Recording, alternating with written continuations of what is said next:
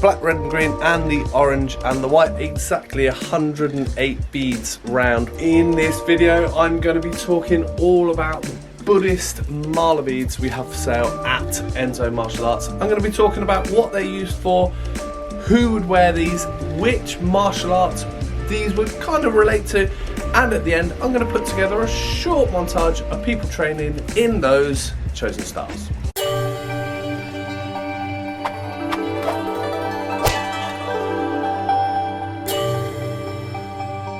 Hi, my name is Doug Swift. I've been doing martial arts for the past 34 years and I've been the owner of Enzo Martial Arts for the past 17 years.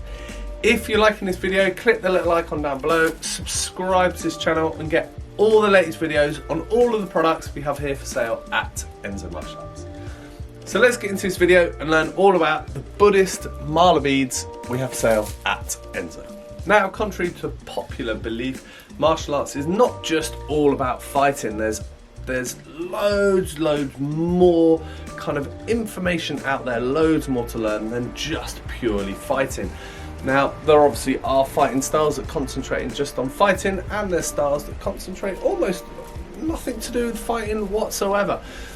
Now, there's lots of styles out there that have different disciplines that all merge into one. So you've got ones that focus on fighting styles, bits on culture, you've got different styles of kind of fighting based training like Tai Chi and Bagua and all like Qigong and stuff all merging together. So one of the things that merges together is meditation, and these tend to be attached to martial arts that have a kind of religious history or religious attachment.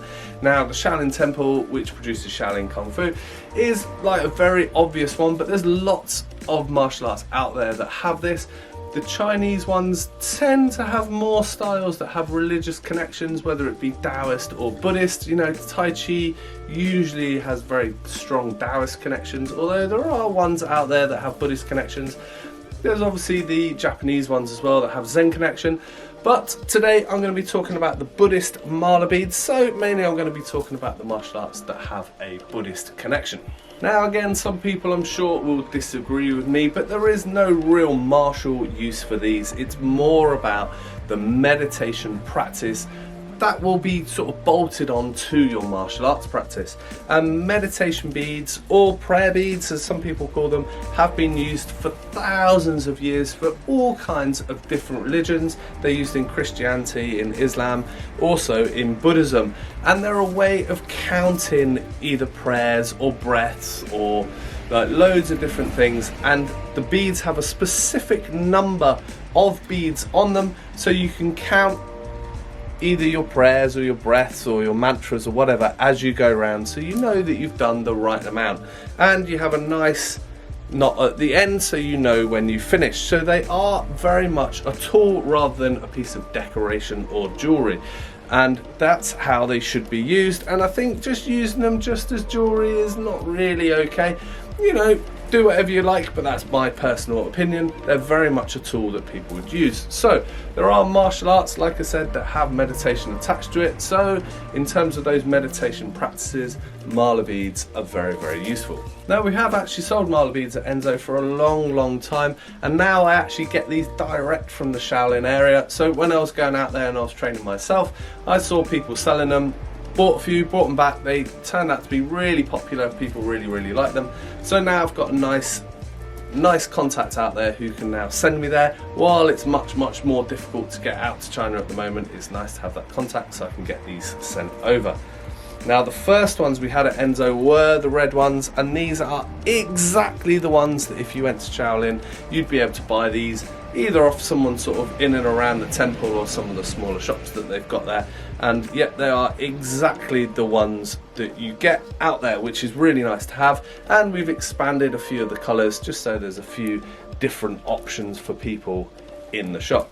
Now, with the other options, we also do bracelets and we do necklaces, depending on what you want, and there's a pretty good reason for having like one or the other or both. Now, these are exactly 108 beads round, which is the exact amount of either breaths or mantras that you'd want to do within a Buddhist context. and counting those numbers. You know, 108 is very significant in Buddhism, and I'm not going to go too much into Buddhism. I don't particularly practice it that much, so I don't know a lot about it, but it's a really significant number within Buddhism.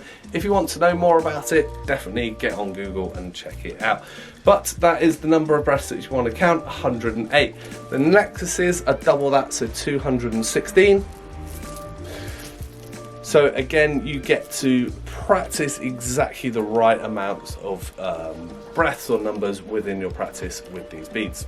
Now, one thing about these beads is that they are on an elasticated thread, so you can put them over your wrist. You can have them at different kind of lengths on your wrist, whether you want 2 wraps or 3, whatever you want, that you do get that flexibility with that elastic thread on them, which is great.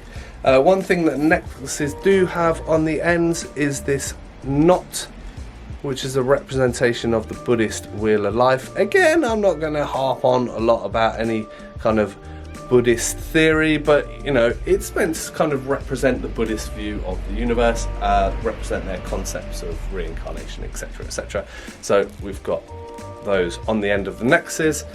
The bracelets don't have them, do just have a little knot on the end, again as a really good stopper, so you know when you've got to the end of your practice. So currently the colours that we have in the necklaces are the black, the red and the green, and in the bracelets we've got the black, red and green and the orange and the white. I'm sort of trying to source the orange and the white in the necklaces as well, but not proving particularly successful at the moment, so I'm still working on it, so watch the space. So I mentioned some martial arts earlier that do have this Buddhist connection, but there's loads and loads out there, so I'm sure I missed some out.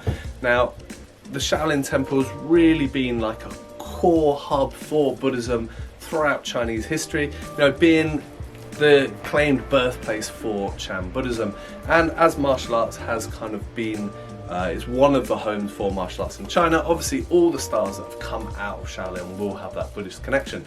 So obviously Shaolin Temple Kung Fu, which is as it is now, but all of the animal styles that have come out of Shaolin also have that Buddhist connection. Also, there were 5 Shaolin temples dotted about, almost as kind of like branches of Shaolin that dotted about to kind of spread Buddhism, spread the martial arts around China. So the Southern Temple, which has now been recreated in China, obviously that has a strong Buddhist connection. So all of those styles, like in the Fujian province, also a lot of them will have the Buddhist connection, one of them being White Crane. But there's loads and loads and loads out there. So again, if you want to know more about that, it's definitely worth getting on Google and having a look and seeing what's going on. But any of those styles that have a strong Shaolin connection most likely will also have a Buddhist connection. So at some point, maybe in your practice, you'll get into the meditation, and then it's very useful to get yourself set beads so you can get on with your practice. So it's not strictly a martial arts product, but it does have strong martial art links. But there's loads and loads and loads of products at Enso Martial Arts. We're very proud of the collection that we have here for sale at Enso. So as well as Buddhist beads, we also have the Shaolin robes in grey and orange, cotton sole and rubber, and the very popular Feiyu shoe. We also have a whole array of weapons that's definitely worth checking out, but it includes the 9-section whips and the metal fans. So as promised at the beginning of the video, here's a short montage of people training in Shaolin Kung Fu.